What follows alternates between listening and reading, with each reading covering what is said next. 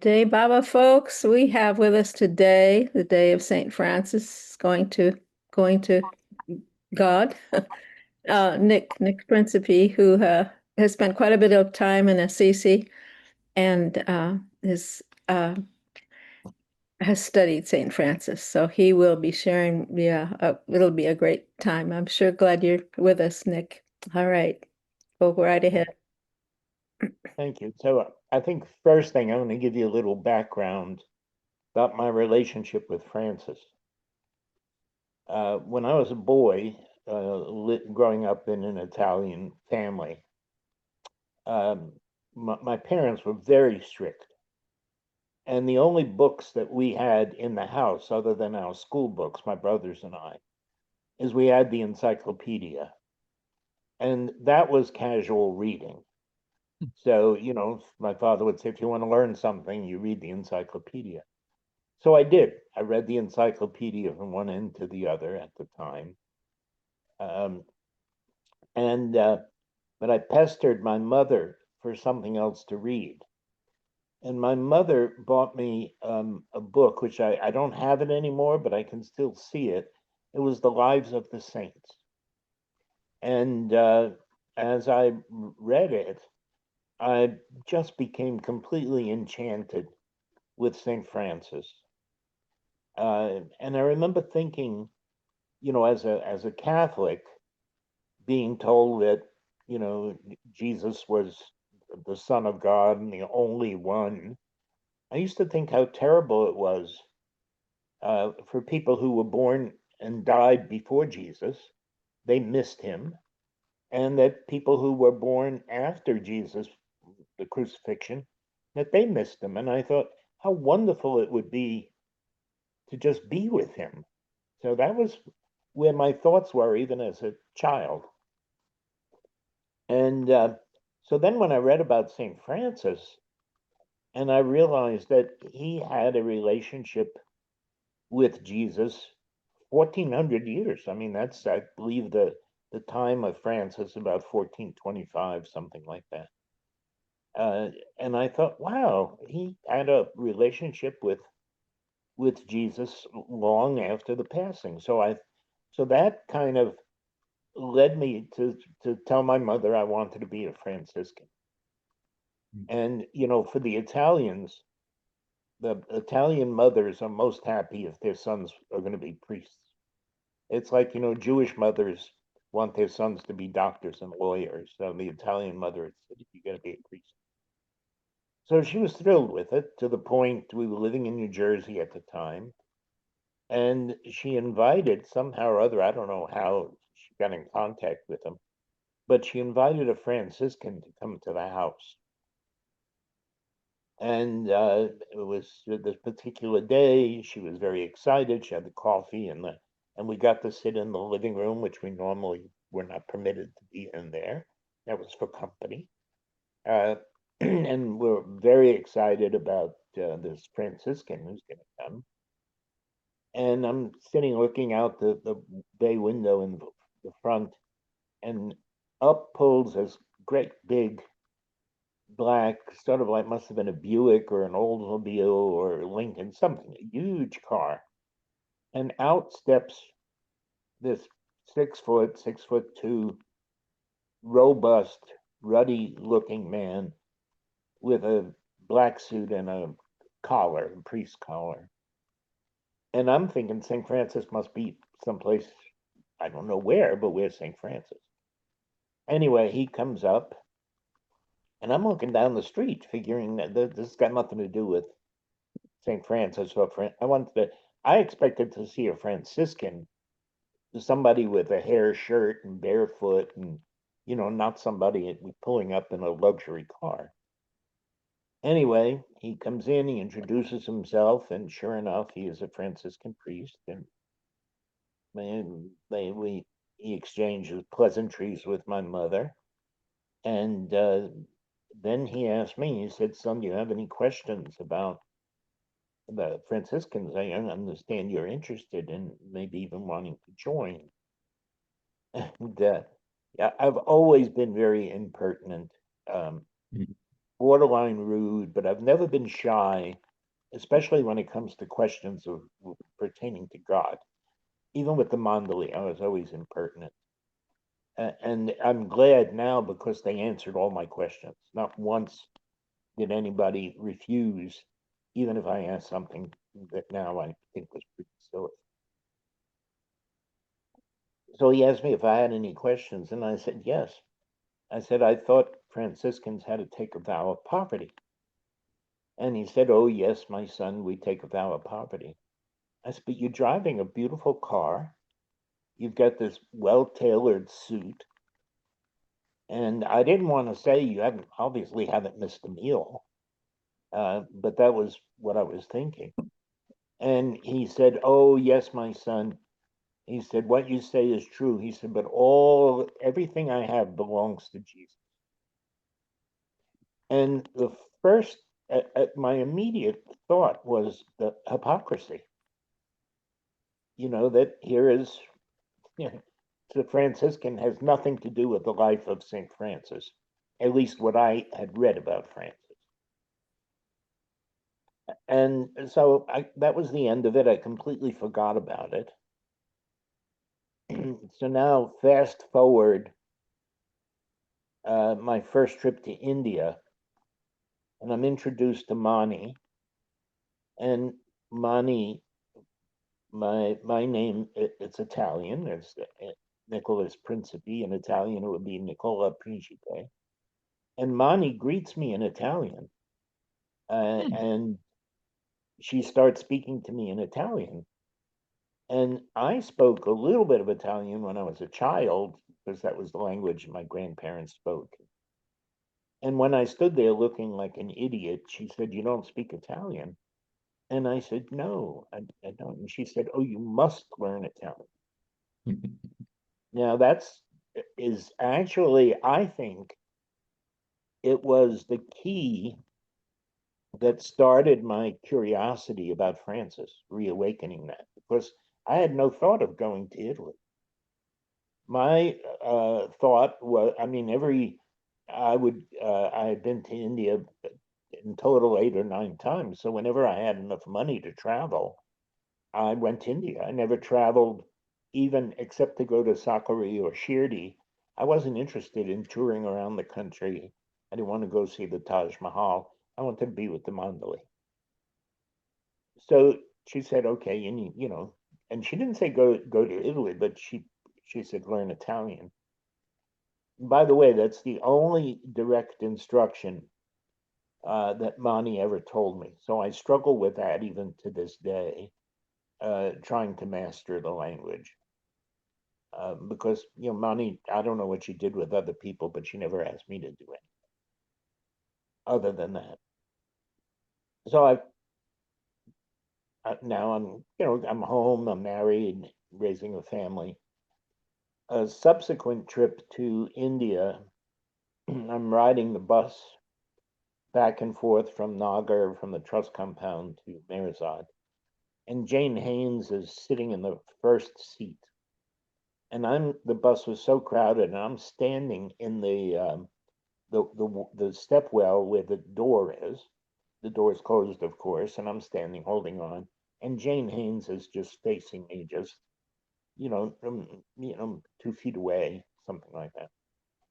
And we're chatting. I knew Jane. I was living in Myrtle Beach from 76 to 81, so I knew Jane.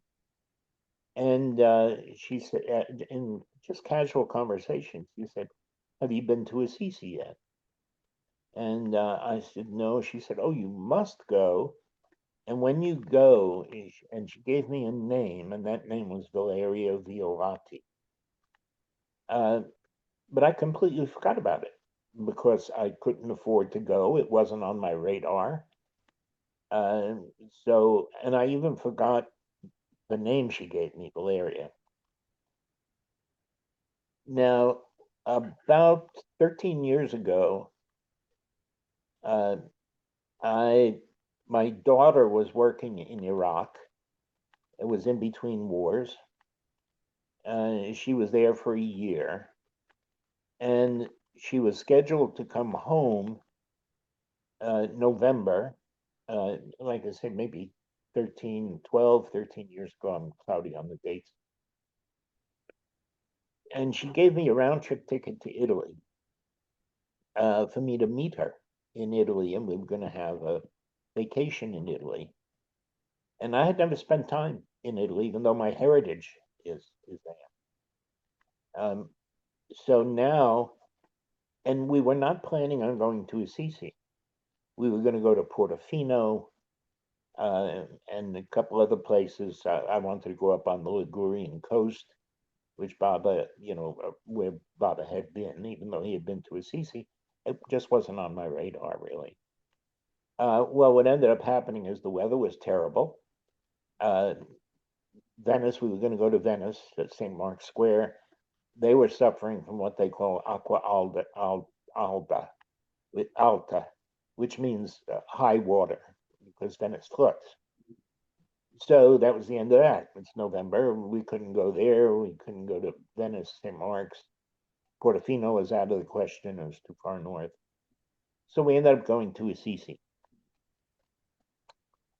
And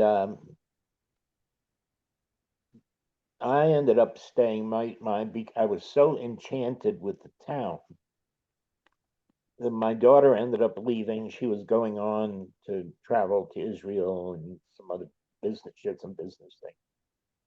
And I stayed in Assisi for a couple of weeks. Now, I don't know whether anybody who's listening has been to Assisi. Assisi is a sacred city. There are not many people that live there. I think it's fewer than 1,000 people that live in the ancient city, which is midway up the mountain, Mount Subasio. Down below on the plain, it used to be just marshland, farmland. Now it's very developed, but that's referred to as Assisi also, legally, but ancient Assisi is what I'm referring to. So, and I met a lovely family, and they had an apartment that I could rent, and by the way, I've used that many times because I've been back and forth now, I don't know, 12 or 13 times over the years, spending months at a time there, usually 3 months. I would go 3 months in the fall and then 3 months in the spring. And out of my 12 or 13 years going there, I would say probably 8 or 9 of those years has been in Assisi. And then the other years I've gone to other places. So now I'm in Assisi, and the presence of Francis and St. Clair is everywhere. You can't ignore it. There is a basilica, this ancient town. You could walk from one end to the other in less than a half hour. It's a little more than a mile long. So at one end is the Basilica for St. Clair, Santa Chiara, and at the other end is a Basilica for Francis. And the tourists are, Assisi is the second most visited spot in Italy, second only to the Vatican. So when the tourists come, they come by bus, they stay out away. They're brought by bus, either one end or the other. They walk from, if they are at the high end of Assisi, they go to St. Chiara and they walk to Basilica of St. Francis. And in the meantime, they have their pizza, lunch, and then they walk back and they leave. Now, in Santa Chiara, one of the places associated with Francis that I had heard about was San Damiano's. Now, the interesting thing about Francis is that everything in his life was documented. Even the 1400s. It was so. What I'm referring to, everything I'm saying, you can find in the uh, Franciscan history, if you want to search it. The things that I have come up with on my own, I will identify as that. So now, San Damiano's, the story is that there's a church there was in disrepair. Francis was beginning to have the stirrings of this longing for God. He was a teenager. And he went down to this church, which maybe is maybe a mile down the hill from in this through olive groves, and it's quite a distance away. And Francis would wander through there, trying to figure out, what he was going to do, I guess. And he went into San Damiano's, which was in disrepair, crumbling, falling down, hadn't been used in years. And there was a crucifix there, and the crucifix spoke to Francis and said, "Fix my church." Now, Francis took that to mean literally. So he started collecting rocks, stones, and rebuilding the church. Um, and during this time, uh, he had a couple of people joined him. One of them was a fellow by the name of Bernardo de Quintavalle. And that's an important name connected with Baba, and I'll explain to that as I get to it. So he was the first. He knew Francis ever since he was a youngster. They were boys together. Francis used to spend the night with him at his parents' home.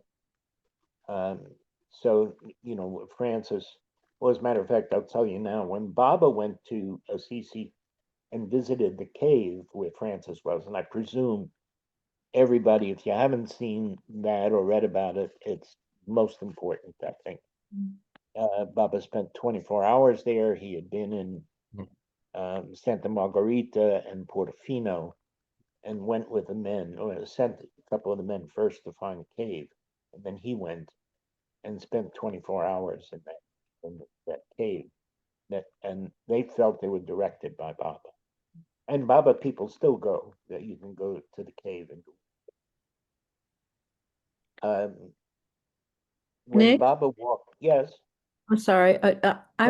I'm confused about the timing. When he went to the Damiano, was he a teenager or was this after he'd been in the Crusades? When was that in his life?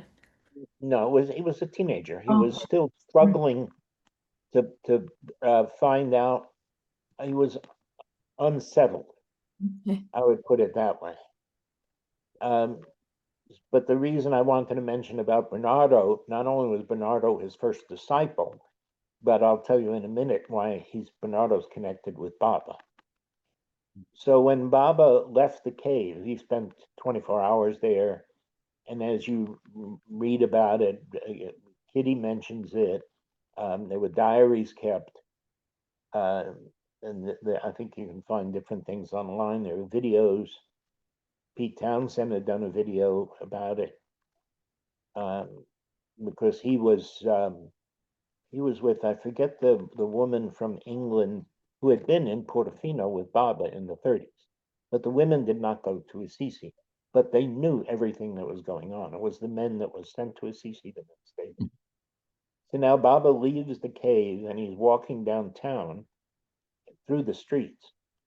Now, mind you, as far as anybody knows, I mean, in this birth, in this advent, Baba had never been to Assisi. Anyway, Baba walks down through town. The men had stayed at a hotel called Windsor Savoia, which is still in existence. As a matter of fact, we did a Sahavas there. The men stayed there. So Baba now, they're walking down through Assisi, through the town of Assisi. Baba comes to a building, stops. This is on a side street, points to a stone and said, "This is the spot where Francis cried all night for love of Jesus. Hmm. And that spot was the home of Bernardo de Quintavalle. Hmm. And it's still there. It's got a marble sort of plaque that is inserted into the stonework. Um, it's so that, and then Baba ended up walking down to the hotel. So now going back, Francis now has these instructions to rebuild his church. Bernardo is there. He starts gathering a couple of other men. Long story short, he goes to see the Pope. Francis was not a priest. He was just civilian, and but he was starting to gather brothers, men who were following him. So he was always very obedient to the church. Matter of fact, after finding out a lot about Francis, I realized he was a master politician because during that time, during Francis' lifetime, there were other people who were very vocal and critical because there was a lot of bigotry. The Pope was married; he had children. The bishops would have concubines. Um, one of the popes, I think it was Alexander. I'm not sure, but one of them. Um, he made his son a cardinal. Just so there was a matter of fact, there was a monk by the name of Savronella who would stand outside the bishop's palace and criticize him for what he did, and Savronella was burnt at the stake for his what was called heresy. Francis never criticized anybody. He would talk about the sin. He wouldn't criticize the sinner. So that's why I say I think he was a master politician. So he walks now from Assisi. I find this rather fascinating because I don't. It's a 3.5 hour drive from Rome to Assisi, and he would walk it. That's barefoot. With his group of men. So he goes to the Pope, and this is all I say is documented in the Franciscan history. And the Pope throws him out because here's this barefoot bum, and he tells Francis, go sleep with the pigs. And Francis, being the obedient person, actually went and slept with the pigs in the pigsty. That night, the Pope had a dream, and in the dream, he saw Francis holding up the church. And he immediately had his cardinals find that man and bring him in to recognize Francis. And he gave Francis permission to found an order. And all the other orders were founded by priests. The Jesuits, all of them. The Franciscans were the only ones who were not founded. He never became a. On subsequent trips to Rome, and this is another little point that's going to later it'll be important. There was no place to stay, so the Pope arranged for him to stay at a woman's palazzo, and her name was Jacoba or Jocoba. She apparently was a very beautiful, young, wealthy widow, but Francis referred to her as brother. Now, the interesting thing with that, of course, a little aside, but I think you all are going to be familiar with this. Baba Jean referred to herself as a man. She would get upset when people would call her a woman. So Francis referred to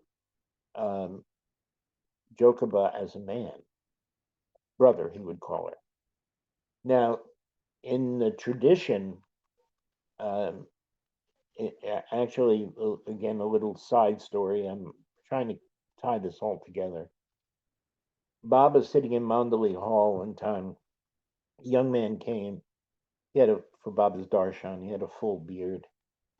Baba asked him why he had the beard. And the fellow, well, it's the style or whatever. And Baba gave answers. And Baba finally said, "Do you think having a beard makes you look more like a man?" And he said, "Yes, I think that." Now, this is Mandalay Hall at Mirzad, and Erich is telling the story. And all the men, these warriors, these wrestlers, Pendu, Erich, all of them, they were just incredibly strong in those days, all in the peak of their, 40s, 50s. And Baba points to the men who are sitting there. He said, "Nobody here." He said, "None of them are men." He said, "The only real man here is me." And then he said, "You know what it means to be a real man?" And the fellow shook his head, no. He said, "A real man is to always be under self-control." Now, I have since found out that in the Jewish tradition, they have something very Will similar you to that. repeat Sure. that one thing? You will always be what? You, a real man is someone who's always under self-control. And that's why I think Babajan, these saints, it's not a question of the genitalia. It's a question of personality. It's when I think I spent quite a bit of time with Kitty and Elizabeth. Yeah, they were women, but their personalities was very much, there wasn't anything like a silly teenager kind of stuff about them. These were strong people. Mani was a force to be reckoned with, as many people experience. So, but anyway, Jochebed, Francis called her brother, and he would stay with her. Now, Francis, she was the only woman, the only female that Francis would ever be with alone. Even hearing confessions of even the nuns who were with Claire, he was never alone with them. Always somebody had to be there, because he didn't want there to be any sort of temptation for him. At one point, somebody referred to him as a saint, and Francis said, "Don't." He was alive, and Francis said, "Don't call me a saint because I can still father children." There's a story with Francis that one time he was overcome with thoughts of lust, and and it was snowing, and he made a snow family, children, a woman all laying down in the snow, and then he laid down in the snow. He said, "This is my family." But to be in that cold, just to throw away any thought of lust. Jochebed will appear later as I go on with this. So Francis now, so I want to go, I'm going back to San Damiano's. That became a place where Francis stayed. As a matter of fact, there's marvelous movies. The best movie that I have seen, which I unfortunately did not buy, I should have, was done in 1956, and it was available on Amazon or one of those places. And I can't remember the man who starred in it, but it's just the date is the important thing, because many of the dates about the movies about St. Francis came way after, Brother, Sun, Sister Moon, all the rest of that. That movie is particularly important, which I'll reveal later, because of something that's shown there that is not shown in any of the other movies. So now I'm visiting the Cathedral of St. Clair, and there's a little side chapel, and there is a crucifix painted with Lord Jesus on the crucifix, hanging from the ceiling. And there's a little place to kneel just in front of it. and a little note that says, "This is the crucifix that spoke to Francis." You know, I looked at it, and it didn't seem right. Having been in Rome, I don't know if any of you have that experience. You know, the icons that associated with the church are very protected. I mean, even the statue of David in the Vatican, it's bulletproof glass. You know, so here is this crucifix that's a major icon, and there's nothing to protect it. Anybody with a can of spray paint could deface it. So it just didn't seem right to me, but the church identified, and everybody that I talked to, they said, "Oh yeah, this is the crucifix." Uh, okay. So now I want to go. I haven't been to San Damiano, so I start walking down there because I want to see this place. And it's rainy, as I said, it was November. It was rainy, it was chilly, and as I'm walking, uh, I have no idea where I'm going. I had a general direction. The last sign I saw in Italian was 20 minutes ago up a hill, and I'm going down. And I thought, oh God, I'm going to have to hike back up. And if the rain's coming down heavier, what am I going to do? And so I thought, well, maybe I'll just go back. And as soon as I turned around, there was a Franciscan friar, perhaps 30, 35 years old.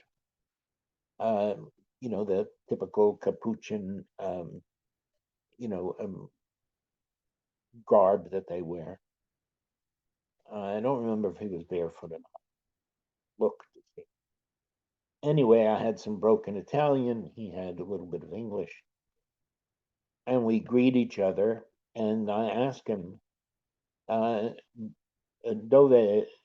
San Damiano, you know, where's San Damiano? And he says, oh, aquí, you know, it's here.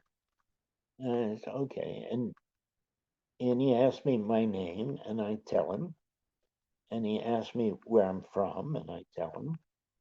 And then he says, oh, il padre Calabrese. And Calabria is a district in just southern Italy on the coast, just before you get into Sicily. That's where my father and his family were from. So the last name, Principe, those names, the Italians can pick up on names. They'll almost tell you where you're from. So he said, oh, Principe, you Calabrese. And I said, yeah, sì, io Calabrese, I'm Calabrese. He said, io Calabrese, too. I said, I'm Calabrese also. He said, io e tu e fratello. You and I are brothers. He links his arm in mine, and we walk down to San Damiano. And another 10, 15-minute walk, and we're chatting away. I don't even know how, because like I said, I'm not fluent in the language, but somehow or other we communicate. We get to San Damianos. There's nobody there. It's absolutely empty. It's not tourist season. And there's a little window, and there's a nun there, and she's handing out maps and things like that, explaining about something. So he takes me right to this window and says to me, introduces me to the nun, tells the nun that I'm interested in San Damianos. And then he says to me, I haven't said anything about the crucifix. He said, the crucifix you're looking for is here.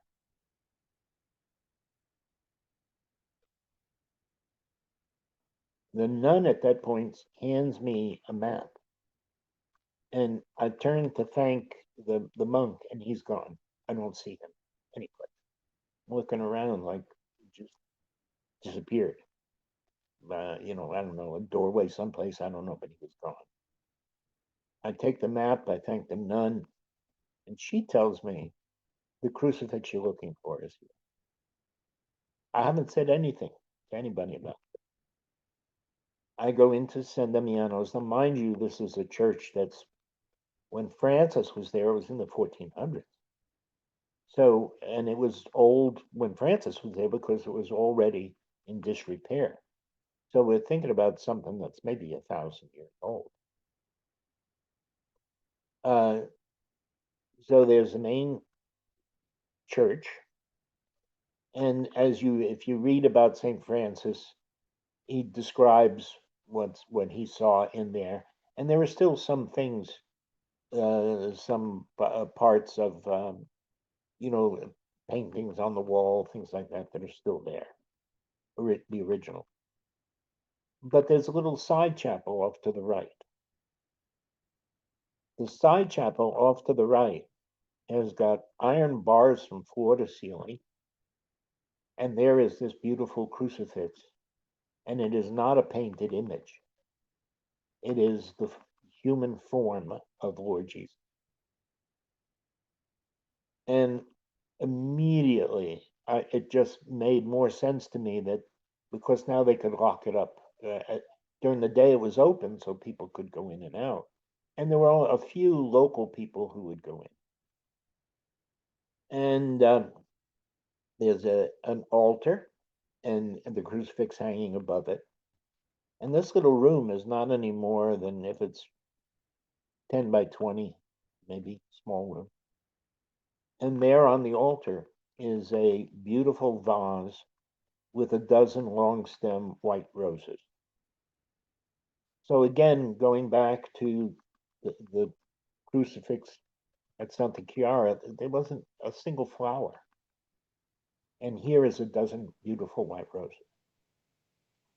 Now I tour San Damiano's, I go upstairs. Santa Chiara, if you know about St. Clare, she was Francis. Uh, she loved Francis ever since she was a teenager. And part of the reason Francis would not be alone with her. And her home is in Assisi. You can see the outside, the door is there, and there's a sign that says you can't go in, of course, because it's privately owned. I don't know if it may still be in the family. The homes in Assisi are in the same families for 800, 900. So she was, later when she joined Francis,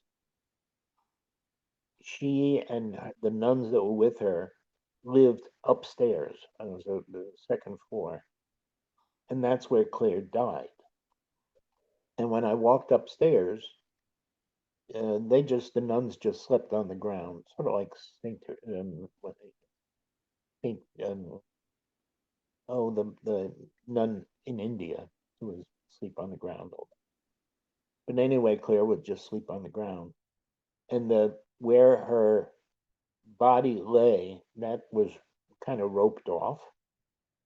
So you could stand there and look at it. And there on that spot was a matching vase of a dozen white roses. Exactly the same as down the crucifix. So to me, I saw that as the connection, you might say.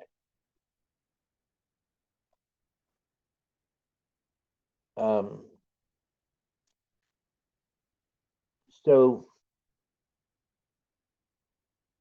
Francis, I'll tell you a couple of the things I learned, and I say all of this.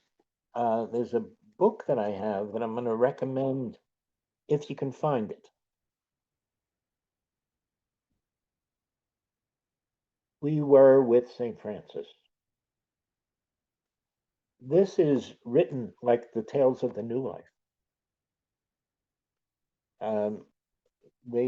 There were 4 men who were Francis' closest brothers. And these are also the men who are buried around Francis, where he's in the basilica. And I remember 3 of the names. I don't remember the 4th, but it was brother Leo, and Bernardo. So they're buried around there. There's a 4th, but I don't remember.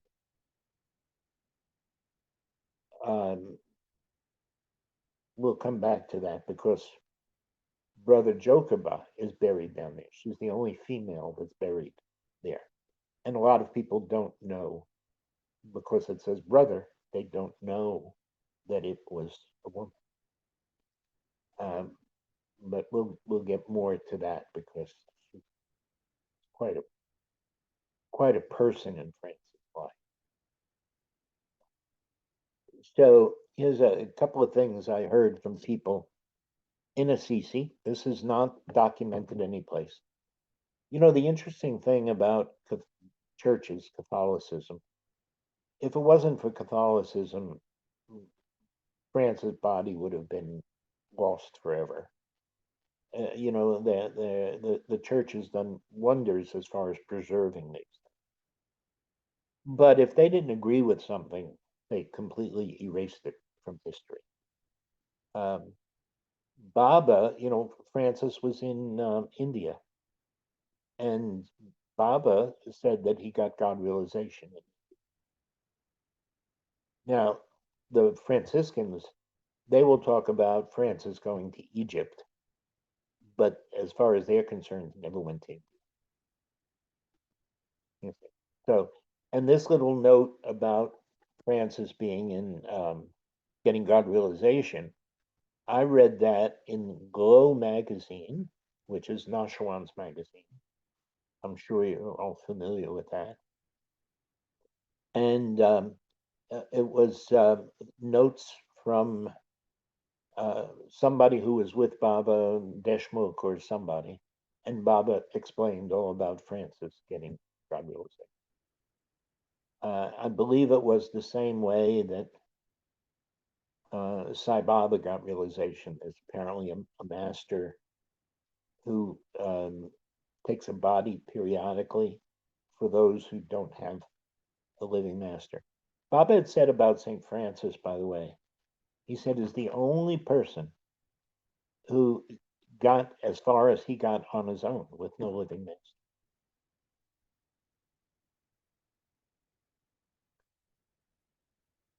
So, so here's so I would hear a couple of tales. So I'm having lunch one day with a lovely Italian lady who was a chef. As a matter of fact, she had cooked for Bao on previous when Bao was in war. And she's a marvelous chef. She had a little restaurant, and she and I became friends. And I would take Baba groups there during the Sahavas thing. So she invites me to her restaurant one day. It's closed, and she's got just a couple of friends, and her brother is there. Now, this woman was born and raised in Assisi. She was probably, when I met her, sort of 10 years ago. She was probably 50 or so then. I met her parents. Her father was 90 when I met him. And he had been a brick mason. And his father had been a stone mason.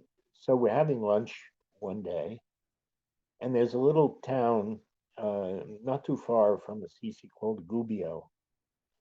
And Gubbio is famous because there's a story about a wolf that was in Gubbio.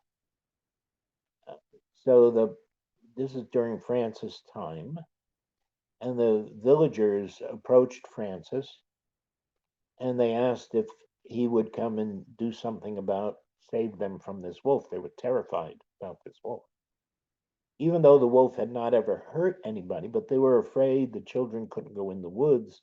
The people were afraid that this wolf might snag a child. So Francis goes into the woods, and the legend, and this is again, which is propagated by the church. Francis comes to town with the wolf, walking by his side, and he says that he's extracted a promise from the wolf that the wolf would not harm anybody as long as they fed it. So from that time on, according to the legend, that's what they did. The wolf never bothered anybody, and the kids could go play in the woods, and women could walk through to pick apples or whatever, and they had no trouble with the wolf. And I'm having lunch with these locals, and I asked them about, oh, and there's in the center of Gubbio is a burial spot where they apparently buried the bones of the wolf with a plaque, a monument, 6 foot or something or so. And I asked them about the wolf in Gubbio, and they all start laughing. And I said, "What are you laughing about?" They said, "There's no wolf." I said, "What do you mean there's no wolf?" That's the story that's told. It turns out that my friend's grandfather, who was a stonemason, as I mentioned, he was hired because the town of Gubbio wanted to dig up the bones of the that were buried there and make, move them a little bit and redo the marker and all that. So what do they dig up? It's the bones of a woman, not a wolf. So to me, and this is just my own imagination, I think it was a Mastani. It would make sense that the Mastani, the children were drawn to her, and the people were afraid of this, as some people were with Papajan. You know, people would be drawn to Papajan. So the whole thing about, apparently Francis brought her into town. I mean, that's how I see it. Now, part of the reason why I see it that way and why I think it makes sense is that before Francis was born, when his mother was pregnant, there apparently was an old, what they called a mad woman, who knocked on parents' door and told Francis' mother that her child needed to be born in a stable. Now, so that's in the Franciscan lore. Matter of fact, little aside, there's a wonderful book called On the Road with Francis of Assisi. I got it from Amazon. The author is a woman by the name of Linda Bird, Byrd, Franke, Franke. She and her husband, she had been an editor for Newsweek or one of those magazines. And she she and her husband, she had a lot of political connections, government connections. And so she toured around about searching for the history of Francis. She didn't write it as a religious theme, but it's marvelous in explaining all these places and their connection.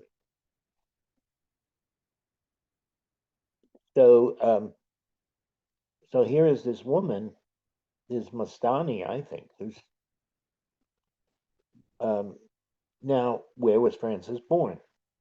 There's a little side street right off. There's a main thoroughfare that's called Via Marzini. It's sort of like the Rodeo Drive. It's very nice shops.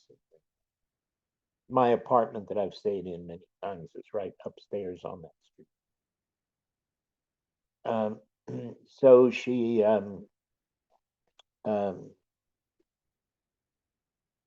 so the house that belonged to Francis' parents, the foundation's still there. The upper level is now a church. And maybe not very far, maybe 300 feet, 400 feet, is a little chapel. And that's where Francis was born. And it is, it's marked. Everybody knows that that's where Francis was born. But as I read about Francis, it turns out that, his father was a cloth merchant And that where Francis was born, at the time he was born, it had been where the cloth was cut. But prior to that, it had been a stable. So that had been fulfilled. Also, the same woman as Francis was growing up, entering his teenage years or so, this woman would be close by, and one day when it was raining, she actually took her cape off and put it on the ground so that Francis would walk. This is way before there's any conversion. So, and I think, and I think there's still presence there. I think there is still Mustang.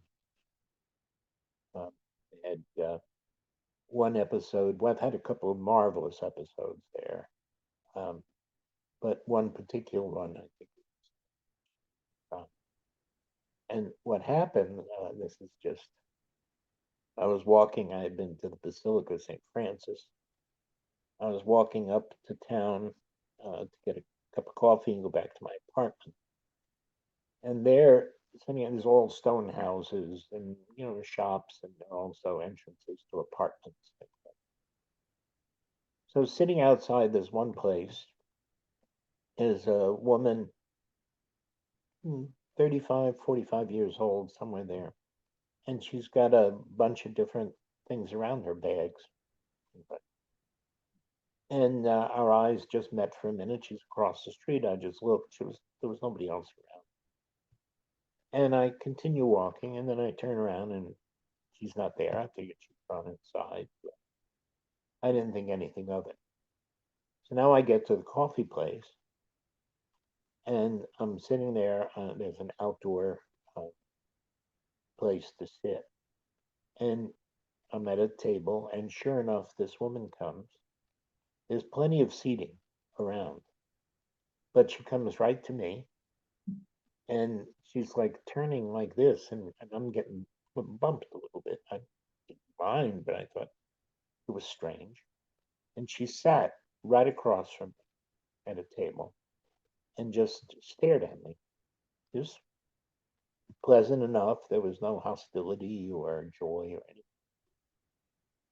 And I wasn't thinking much of it. And I was prompted to ask her um, if she wanted anything, if she needed it. And she said, yes, I'd like a cigarette. And I went inside. I bought her a pack of cigarettes outside. She didn't want coffee. She didn't want tea. She just sat there smoking a cigarette. And then after a while, she just left. But I couldn't help but wonder, if she certainly, Baba, I cannot tell who's a must and who isn't. But I do know that Baba said that one of the telltale signs between musts and mad people, he said, a mad person you don't want to stay near. He said, musts, you always feel joy and feel like you want to be around. So I would say that this woman was not mad. I mean, I didn't know, there was no fear, nothing like that. But anyway, she was gone. Now, now to say this kind of thing has happened to me 2 or 3 times over. The last trip when I was there, I just returned a year ago, a little over a year ago, May 24. I was there for 3 months. So I meet a family there. I forget where they were from, Michigan or something. Nice family, mom, dad, couple of kids. And they want to know about Baba, and I chat with them about Baba. We met at the same coffee shop where this Mastani lady is. It's right in the town square. And the taxis are there and all that. So they're now leaving to go back home. And I'm going to walk up to my apartment, which is only a 5-minute walk square. And as I'm walking up, I turn and I see them getting into a taxi. And this tiny little woman, perhaps in her 70s, white hair, she comes up to me and starts speaking German. And I said, I don't understand anything that you're saying. And she hands me a St. Francis keychain and says to me in perfect English, "This is for South Carolina." Because I live in South Carolina, the center is here. I never saw this woman, and again, the same thing, I never saw her again. So I think that anybody who goes to these places, be prepared, because I don't see, it's like in India, there are Mastanis around Nagar. They're still there. We're not used to seeing that in the West, but the fact that we actually have a couple of Western saints doesn't surprise me that we might have a couple of Mustangs. Anyway, that's my other little story. Yeah, okay, I had to make a couple of notes.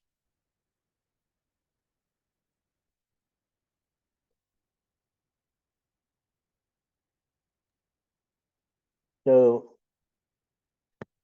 St. Francis, when he received the stigmata, it was a town called Laverna, which is in Tuscany, north, about probably a 3-4 hour drive. It's extraordinarily beautiful. I did go there. We had a group that went up there. It's probably one of the most beautiful places I've ever seen. And wherever Francis would go, his brothers recognized how special it was. So they would make they'd almost always establish some kind of a little monastery there. And then brothers would go to live there because it had been blessed by Francis. So Laverna is like that. You can go all the way up where Francis was, and there's actually a room there where Francis had spent the night with sleep. And there was a brother one of his 4 brothers who would keep watch. And Francis would tell them that he would go out a little more and then go up on like a promontory to the top. He always looked for the high in the mountains. And he told his brother, as Baba would tell people, and Sai Baba had told people, don't come near me, don't look at me unless I call you, if I clap. So apparently this one brother thought that he heard Francis clap and walked up there, and Francis was levitating above this promontory, just in prayer. And of course, the fellow was frightened and immediately came back down. I understand that happened one time with Sai Baba. Somebody peeked to try and see Sai Baba. And Sai Baba, I forget the name for it, but there are masters who disjoint their bodies. And this fellow peeked and looked and saw, and he went blind. Oh, Yeah. goose. Baba, Goose must yeah. be gone. Goose. Sorry, goose. Goose. Yes. Yeah. Yeah. It's actually the root of the word ghost. I had forgotten that. Baba that also was a wonderful. There was a fellow there with Baba, who was one of Baba's night watchmen. Can't remember his name right now, but I know this story has been documented with Baba. Baba also was in seclusion. This fellow, the only time there was a bell, Baba would ring the bell. I believe this was at Upper Maribah. And this fellow heard the bell and went up and thought that was what Baba was calling him. And he opened the door, and he said the light was blinding, and Baba reached out and grabbed him by the bicep and pulled him. And this fellow's bicep separated from the bone. And he would show people because, he would go like this and flex, and you'd see the bicep, the muscle, and you could just pull it completely free. And Baba had told him, he said, "Why did you break my order?" And the best that they can figure out, it was a bird had landed on the string.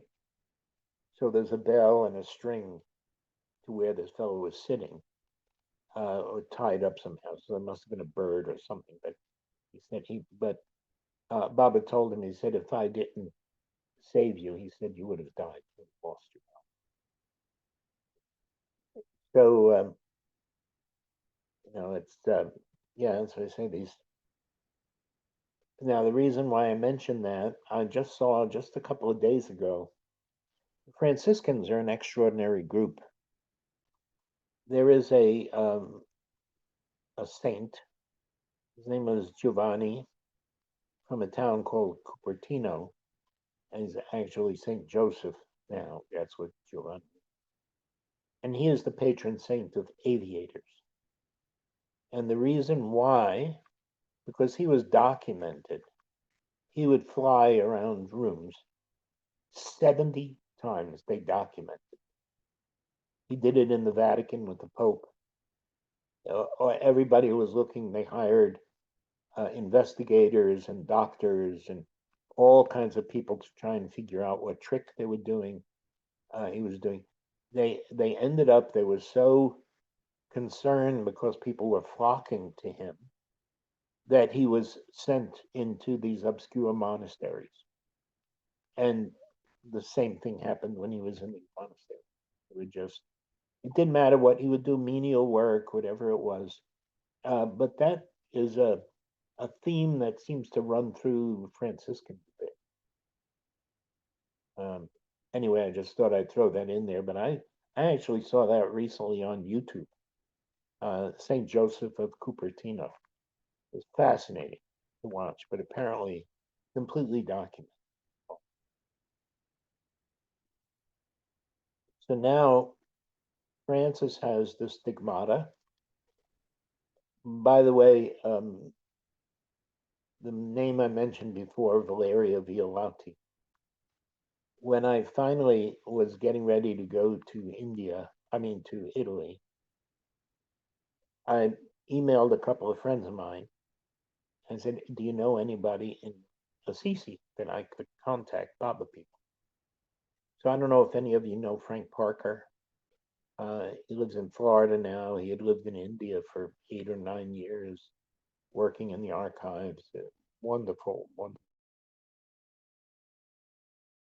He and his wife, Joseph, they're about my age.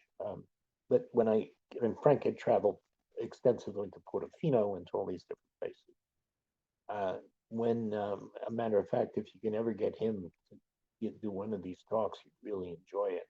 You remember the story, by the way, about in Portofino, when the people got some of the Baba lovers got stuck on the mountain, and Baba sent a boy to go get a rope. Frank Parker met that fellow, who, when Frank met him, was an old man. But he heard the story from this man again. So yeah, if I you don't ever know that can. story. Sorry. I don't think I remember that story. Is it long? No, it's Baba had taken, I think, I don't remember if it was men and women or mixed group, but they were, Portofino and the Villa Alta Chiara where they Yes. stayed was high on a mountain. And Baba wanted to go down to the sea. So he climbed down, they said, like a billy goat, and everybody struggled to get down there too. Well, then when it was time to go back up, they couldn't get up. Baba apparently went up with no problem, and there were people who were stuck on the side of this hill with the sea down below and rocks, and they couldn't get up. And Baba being silent, what is he going to do? So and at that point there was I believe a child, a young boy, and Baba with gestures apparently told him he had to go back and bring a rope, and this youngster understood what Baba said. And then the Mandali came to help when this youngster told them about what was happening with Baba. And they came and threw the rope down, and then they were able to save everybody. But that's all documented also. It's wonderful. That's what I say you can find. That's, I think, yeah, I'm trying to remember. I can't remember all the names, but I know Kitty was there, among others. So now, Francis, by the way, Valeria, I want to get back to my friend Valeria. So now I'm getting ready to go to Assisi. Frank Parker tells me, oh, I know a wonderful woman there. Her name is Valeria Violati. And I remembered that was who Jane Haynes had suggested I contact. So I contacted Valeria, and she's a wonderful lady. I know many of you know her. And you connected us with her. Yeah, she's and Erich had told her to be Baba's emissary in Assisi for Western. So, and just a little aside, I haven't been able to go back to India. It's too difficult to trip. The ground is uneven. I have difficulty walking, but I can go to Italy. So, for me, between Myrtle Beach and going to Italy, it's a pretty nice consolation. Because as I say, that Assisi is sacred. So now Francis gets with Valeria. The first Sahavas we had in Italy was with Valeria, and she owned part of a palazzo in a little town called San Gemini, which is almost midway between Assisi and Rome. Now, the interesting thing, this was an old castle, and this happens a lot through Italy. It was an old castle, but over the years, it was divided into separate homes. And Valeria owned a part of that castle. And one of the stories is that I found reading just randomly, because I'm just so curious to research all this stuff, is that St. Francis had actually visited and was in that castle, in that building. And what happened is that the Duke or whoever, the Prince, whoever it was who owned the mountain, because Francis was always looking for secluded places to pray. And so when he got to San Gemini, this royal approached him and asked him, apparently he thought his wife was possessed. And Francis, whatever he did, he cured her. So that brought Francis into the house. And then the royal gave the mountaintop to Francis. So that's another place. So there are these little places all over Italy where Francis was. There's a lake about a half-hour drive outside of Assisi called Lago Trasimeno. It's now a beautiful resort town.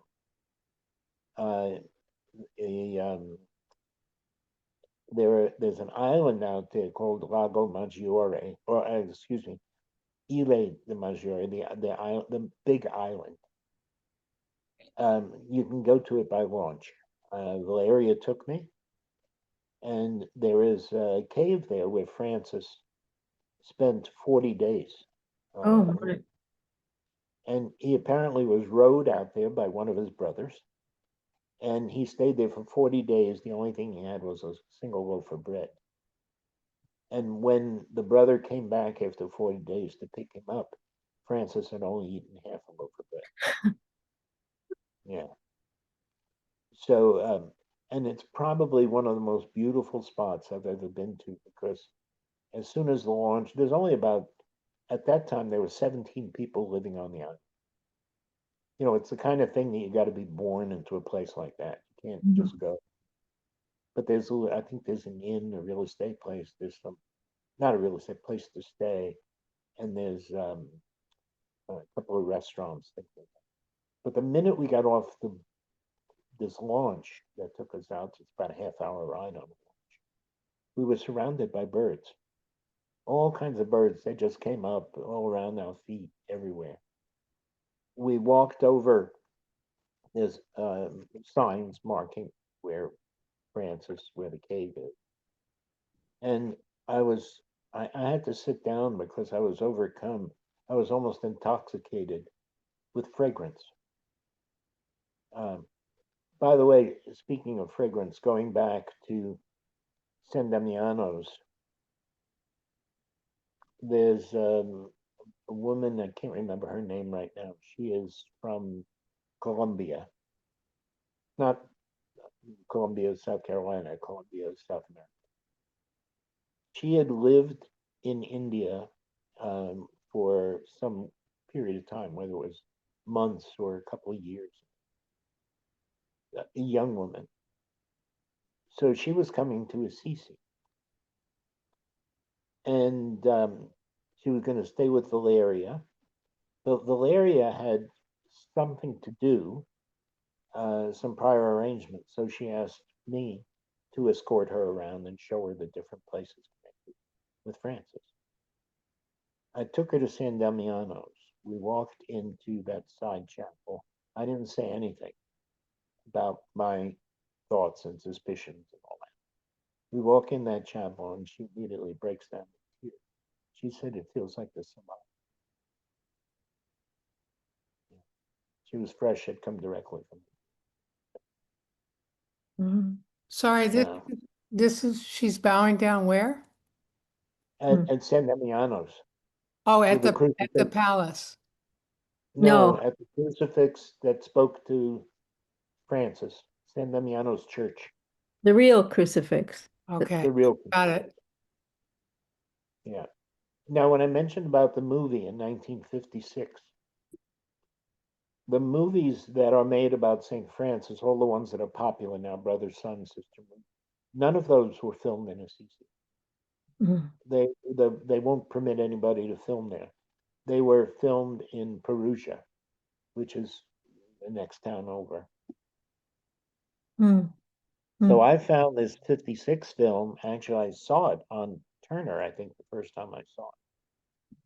And the reason why it's such an important film is the crucifix that I saw in San Damiano's is in that film, Mm. Mhm. not the painted one that's, you know.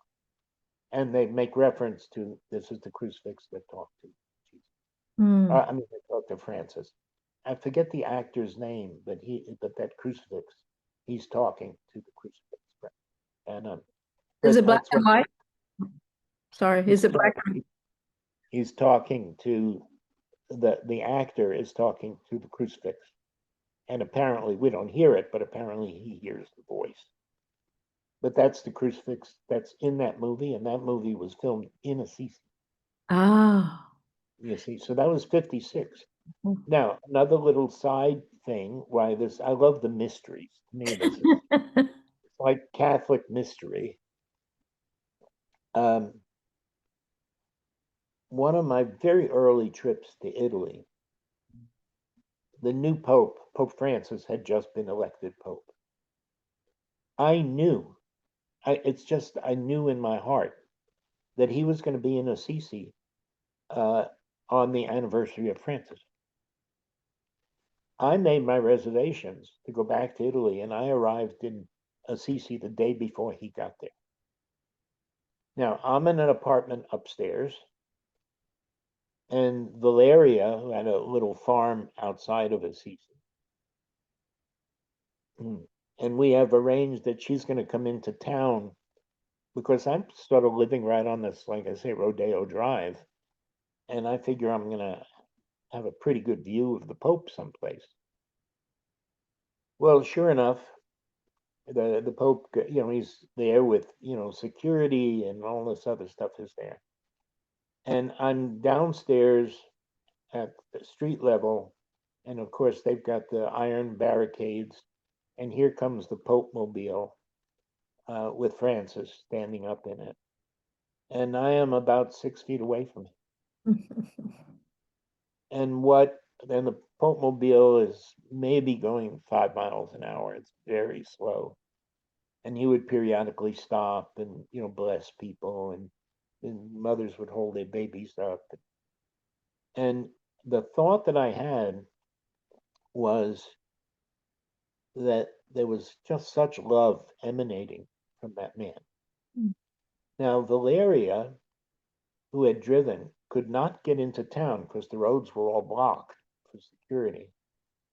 Valeria was up near a church called San Rufino's, which is where Claire lived and where St. Francis was christened. And so the entourage went there also. So Valeria saw him the same way I did. And when we chatted afterwards, her first comment to me, there was such love emanating from that man. Mhm. Now, interestingly, when he went to San Damiano's, there was always a big entourage with everybody around him, security and all the mayor and newspaper reporters and all that. When he went to San Damiano's, he went into San Damiano's by himself. Oh, wow. Yeah. The Mm, only place on that entire trip that he went in by himself. mm, So that's what I say. I love these little kind of, mm. revelations, if you want to call it that. Mm. So Francis, after he received the stigmata, let me see how much time. We don't have much time left, right? 6 Oh, we o'clock. do. We have until we do.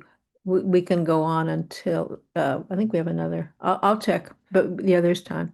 I allowed half an hour empty Okay. before the next. Okay. So I just forgot for a minute where I was going. My train of thought. It'll come back to me. Can I ask you a quick question about Yes, the yes, of movie? course. That movie, is it black and white? That the 56? Yes, Oh, yes, okay. it is black and white. Okay. And the name I just escapes me this minute, but he's was a famous character actor at the time. Mhm. The subsequent films, one of the films, by the way, about St. Francis that the Italians love, believe it or not, starred Mickey Rourke as St. Francis. Believe it or not. And he did a pretty good job. The Italians, for whatever reason, love that. So anyway, so Francis, after he got the stigmata, um, is these four men disciples who were with Francis, who were buried with him, they are the only ones who, until their death, obeyed and lived the same, what's called a rule, what Francis had laid down for them. No shoes, no, if they want, no keeping food for the next day. You have to beg for your food. No books. No, they weren't even permitted what was called a breviary, which is like I guess a version of a Bible or something. No books. They weren't allowed to own anything. So as the order was growing bigger and bigger and bigger, there was rebellion in the ranks. And when Francis returned after his tours to where he was in the East, Far East, when he came back, there was one of the brothers who was brother Elias was his name. He actually took the order from Francis, and he accused Francis, and this is documented again in the Franciscan history. He accused Francis of being crazy. He'd lost his mind. Oh. And you're going to love the reason for it. Mhm. And this is Brother Elias speaking. Because all he does is walk around repeating the name of Jesus and bleating like a sheep. Right, you get it? What's the sound? Baba.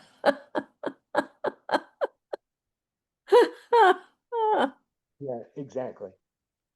Exactly. So Francis didn't fight him. He just let him take. Wow. But after that, that's why Franciscans now, they have houses, they can read books, they can do all these things. But these four men who actually, after Francis died, they were abused and terrorized and had to go into hiding because the others, uh, what Francis was too extreme. Mm, mhm, And rather than just accept it, I mean, Francis wouldn't go around beating people and say, you have to do this. mhm. But if you were going to be a Franciscan, that's what you had to do. Wow. So this brother Elias just changed the rules. But I loved it when I heard he was bleeding like a sheep because, and again, this is just my own opinion. Wow. I think I've come to the conclusion in my own mind. I'm not attributing this to anybody. I believe that when we come in contact with a master, subsequent births, like we all think, maybe I'm just being presumptuous, but I think many of us think that we want to come back when Baba's in the body. Mhm, But what happens between now and then? Mm. How many births do we have to take in between? I think when you're with a master, you are passed on to other masters. mm, mm, So my feeling, my personal feeling, is that those people who were with Francis and now are Baba lovers mm. heard Baba's name. Ah. When he was bleeding like a sheep. Bleeding like a sheep. And hence, yeah, that's why there is so many people, Baba people, that are drawn to Francis. Ah. And I think that I like to think anyway that when I die, my next birth, yes, I want to be back when Baba's here, but that's 800 years. When I have to come back, I'm hoping I'm going to be with Mani. Baba Mhm. said Mani would be a perfect master, Right. you know? So why not? Mhm. Why not? We're all allowed to imagine whatever we want when it comes to Baba. Erich used to call that significant use of the imagination. He said there's significant use and insignificant. He said if you involve Baba in anything, if you're fixing a sandwich, just ask Baba, Baba, would you like, I'm making a tuna fish sandwich, Baba. Did you like tuna fish? So now you're inviting him, you're inviting his presence. And he said that's what Baba wants. So yeah, so Can you I think repeat that, what you just said, the quote about significant? yeah, Eric said that there's uses of the imagination. There's significant use of the imagination and insignificant use of the imagination. Mm. So if I'm just thinking about what I'm going to have for dinner or what I'm going to wear tomorrow, that's insignificant. It's not neither good nor bad, but it doesn't matter. It's insignificant. But there was But a quick quote you said about it. Erich said, what was it? I think it was Erich. Something about significant. yeah, if you involve Baba, that's significant use of the imagination. There we So go. imagine that you're with Baba, man. Invite him in. In other words, Erich said. Mhm. It sounds like those men were living the new life. Yes, and this book, as a matter of fact,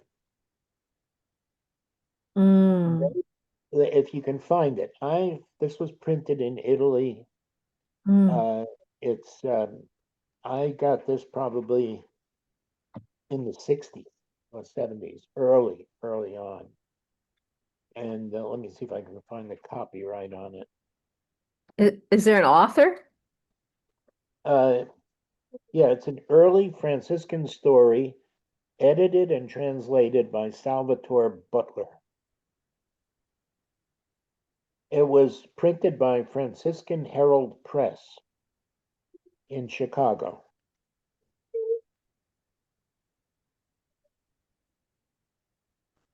It was printed 1967. I got it in the 70s. Mm, mhm.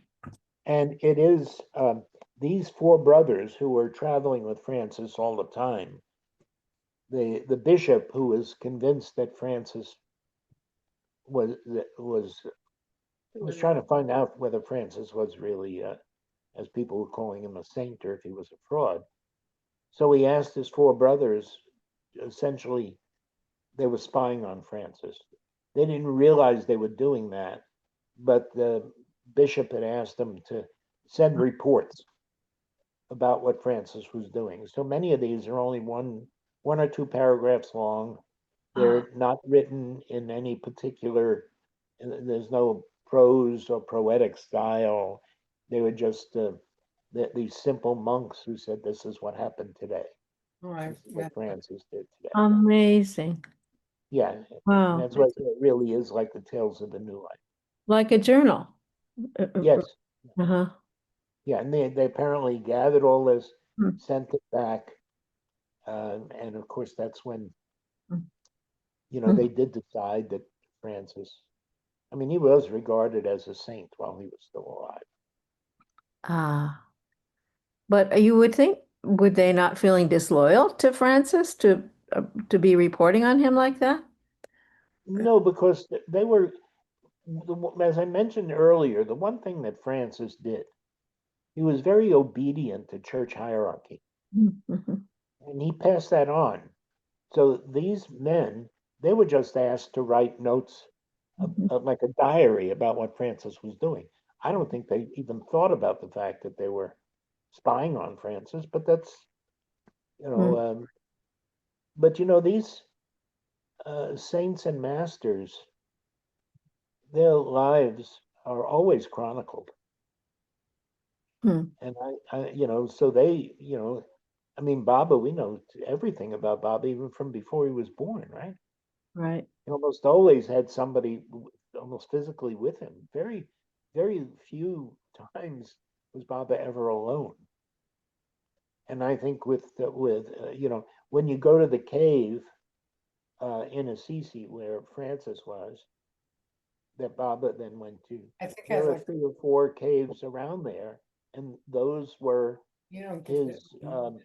his mandali, who stayed in those caves, and they're marked with a person's name on it. So the Franciscans on the mountain recognized that. But that isn't that what Baba did when Baba, even seclusion on Seclusion Hill, he would have different people stay in different places. You close by, you come when I clap, you All make right. changes. Pardon? That's right. He Yeah, knows how he communicated. Yeah, yeah. yeah. So I think that's what happened with Francis. I don't think it was unusual at all So to these caves are marked with the various brothers' yeah, names who stayed there? yeah, yep, exactly. Oh. The only one that wasn't marked was the cave that Francis was in. Wow. But the others are sort of, there's one cave above it, and then 2 or 3 others that you get to before you get to the Francis, the cave that Baba was Mhm. Oh, in. And wow. the only reason we know with certainty that that's the right cave is because when Baba sent the men, I think Herbert Davy was one, Kitty's brother, whoever else he sent. I mean, you can read it. I don't remember. It's gone from my memory. When Baba sent them, and they knew that they would be guided internally. It was like when Baba sent them to find the must. They knew that Baba would guide them internally. So when they went to Assisi, they knew because there were caves all over that mountain.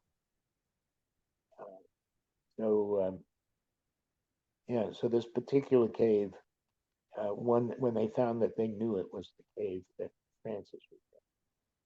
So now, over all these years, there's so many Baba people that go. Oh, It's not easy to get to, very tricky to get to, but it is doable. hmm. Wow. So Nick, we have about, I would say 20 minutes. Then there's another program at 10 minutes after that. Just letting you know. I mean, this is so interesting. None of this is anything I know about. It's all, there's a very typical St. Francis story, but this is all new stuff that you're sharing. It's really interesting. Mm, so, Yeah, it's when you as I say, if you I think the best read I think is, of course, after you read the accounts from the Mandali about Baba being there, because we mustn't ever forget that that's really what counts is Baba, not Francis. When Baba, after he left the cave, walked down and said he passed Bernardo's house, stopped there and said this is where he cried for love of Jesus. He walked on down to the hotel, and the hotel, which is still there, and Baba had a cup of tea and a bath. He did not stay there, but he sent the men to go pay their respects at Francis' tomb. He did not go. oh, So, when we go to India, Baba would do that when he was with the Mandali.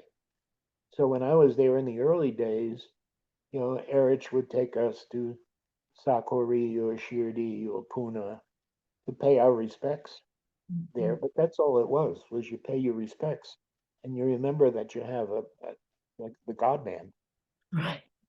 and Wow. so, even all the people who pray to Francis, as far as I know, Baba had said that, once, unless a perfect master stays on earth, not realization. I mean, they have realization, but they have an assignment. It's the duty. Mhm. So I don't know that Francis ever had an assignment. So once that master is gone, Baba said there's no benefit praying to them. Your prayer is only um, your faith and belief in them. It's like people who go to Fatima, pray to the Virgin Mary, and all that. Baba said, "All prayer comes to me. It's your faith in that person that might create some, whether you want to call it a miracle or whatever." So for me, always, matter of fact, there was a time when a lot of Baba people were going to Assisi because it was a great halfway stop before going to India. And people were walking around with the Tau, that's that cross that's famous with St. Francis. And Mary didn't like it. Oh, No, oh, she didn't. No, you already have a master. right. Oh, Don't make Francis your master. hmm. Hmm. So we pay our respects to him. I think for me, the most important thing about Francis is because Baba had said about Francis, if you love me the way Francis loved Jesus, not only will you realize me, but you will please me. Mhm. So that's what I want to know. I want to know what was it that Francis did? How did his love grow for Jesus? The wonderful song, I'm sure you're all familiar with it, is a Jamie Newell song from Mara. Yeah. Mara, won't you tell us how you loved him? What makes Oh, your love right, so pure? right. Won't you show us how you love him so we can love him that way too? Mhm. That's how I look at Francis, is, just if I can learn something.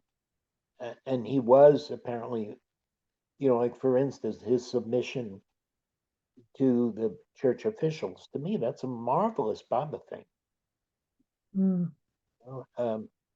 How to be in the world but not of it, as Baba used to say. Mhm. So here he gets permission he's got this order that's there, but never ordained. He was managed to be able to skirt all those things. So for me, that's one of the lessons I'm learning, I would say, from Francis, to be in the world but not of it.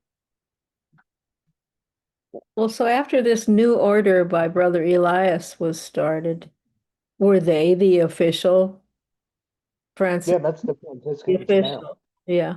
Mhm. Yeah, that's the Franciscans now. There's a little here's a little side note in the Piazza Comune, which is the square in Assisi. Uh, at the far end of the square, there is a building that was it's been used now as office buildings for the city. Below it is a museum, and that museum, there was a church above it, and I believe the name of it was uh, uh, Saint Nicola, my namesake. And Oh, the foundation of that original church is still there. And that's part of the museum that's down below. Now, the way Francis would know what God wanted him to do, he would go with one of his brothers to this church, right, in the square, and open the gospel, sort of the way people do with Hafiz, right. Chinese do with the I Ching. And he would open a page, and wherever he would put his finger, and he would read it, and he took that as the message. So it was, and the messages would be, don't give any thought to the morrow, just, be like a bird and just for the day and all that. So that's how he would get inspiration about what to do. But yeah, the fact that he did all that on his own without a master is just, to me, Baba Sid is the only person who ever did. Now, he went to India and was God realized. Was that did he come back and wander some more? Or? He went back, but I think that was when he was gone, is when Brother Elias took the order from him. Oh, oh, So, and by that time, it had grown. There were, thousands and thousands of people oh. and men. Now there's a lay um, group of Franciscans. I think there's a female order for them. They're just, it's grown up. It's To me, it's lost its bearings. It's we're far away from the simplicity. But my understanding is that every uh, religion, the same thing happens. Yeah. There's an advent, there's some beautiful prophet, savior, and a few people try to follow the teachings as close as they can. But after a while, it becomes codified, and then Baba said that's why he has to come back. Right, right. Wow, wow. So, Oh, pardon me. So forgot I wasn't muted. Forgot I wasn't muted.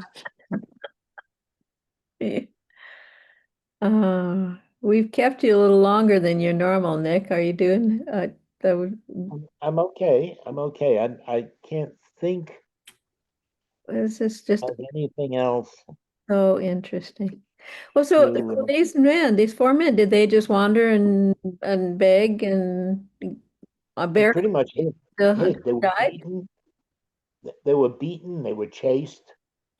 They After Francis died, Francis was their Mm, guardian. wow. Here's a little side note that's interesting. Again, this is just from that one book. We were with St. Francis, or on the road with Francis. So Santa Chiara, who was a miracle worker, and that's all documented too. She would. So after Francis died, she and the nuns remained in this church in San Damiano's. Well, after Claire died, I think she lived Oh, maybe 20 or 30 years after Francis. okay. So when Claire died, the bishop had all the nuns move up to Assisi because he was concerned for their safety. And because Santa Chiara, St. Clair was not in the body anymore, she couldn't save them. And there were all sorts of miracles associated with her when people would go with weird ideas about what to do, and she would completely, and worth reading. I mean, knights who tried to drag some of these women away, and she would just raise her hand, and they couldn't move. They would be completely. They couldn't raise their arm. She Wow. would, and she would when the bishop and people would come because they had no food, they would beg.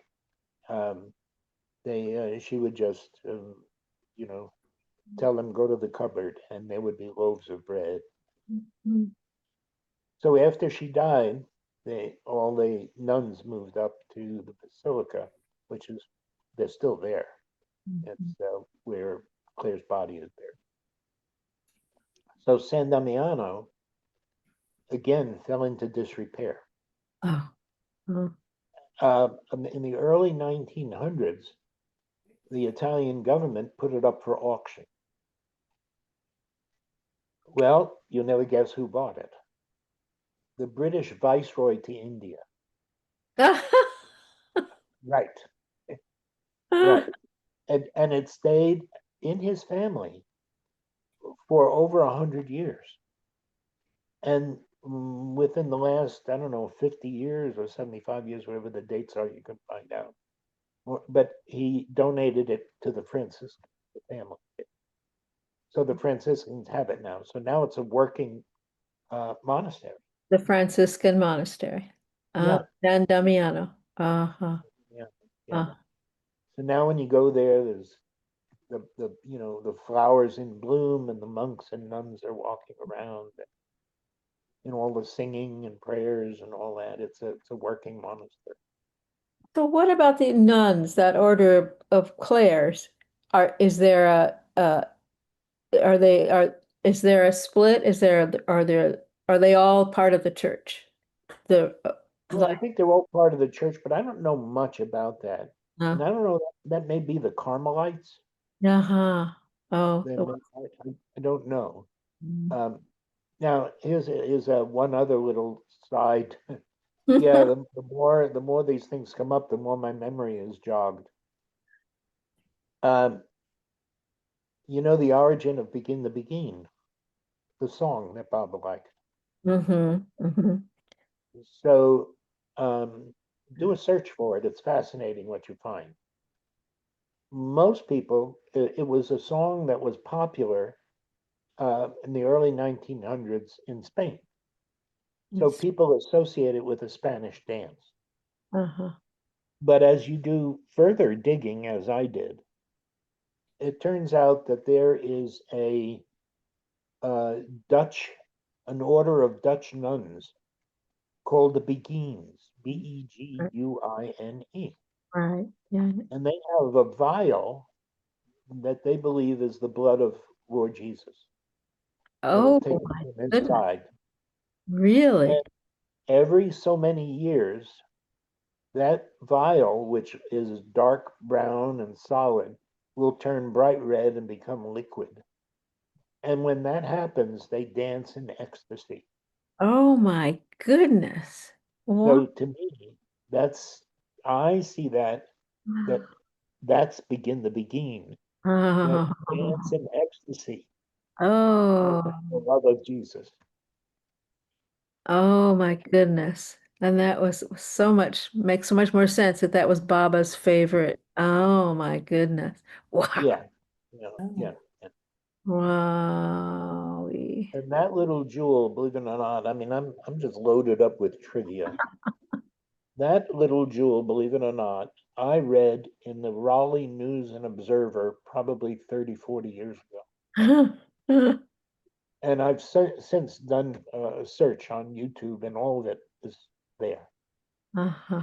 But the Beguines, those are an order of Dutch nuns. Amazing. So Wow. they dance like the dervishes. Mhm, mhm. So yeah, that's what I think. It made sense when I saw that. That's the reason why Baba had that song played. It is in German. It's instructions to us. Dance with joy. Dance with joy. Nick, You know? I, Yeah. I keep trying to not ask this question, but I'm going to ask it before you sign off. This Jewish girl doesn't quite understand what the difference between a Franciscan and like your run-of-the-mill Christian. We need to look it up. There are what are called orders, orders. There are many of them in the Catholic faith. Yeah. These are generally men, although there are women also, who follow the teachings of a particular person, usually who became a saint. Mhm. Oh, I But get they gathered their followers when they were still alive. So and the names right this minute, and my mind is blank on them because there are several that I know are very familiar. But they like Saint Francis, these were people who followed his sort of method. So it's within the Catholic Church. There's nothing against Catholicism. It's not a requirement, but these are people that it might be service. Some of these orders, for instance, they take vows of silence. Mhm.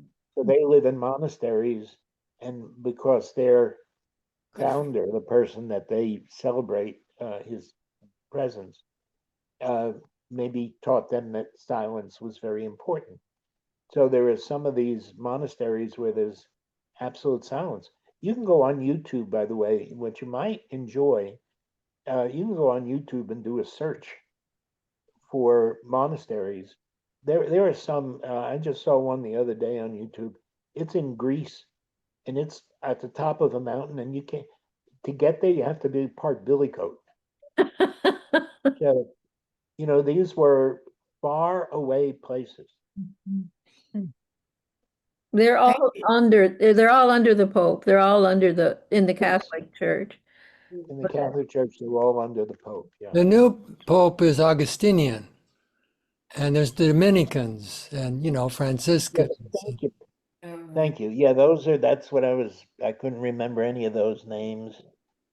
But yeah, St. Augustine, St. Dominic, they're all, And yeah. Dan, the other Christians broke away from the church. Martin Luther did all, the Lutherans, Baptists, all that. They're all Christians, but not under different, different. Yeah, it's that's a whole nother Yeah. avenue. If you go back to the time of the Tudors in Great Britain, that was the founding of the Church of England, because King Henry, whichever one it was, wanted to divorce his wife, and the Pope wouldn't give him a divorce.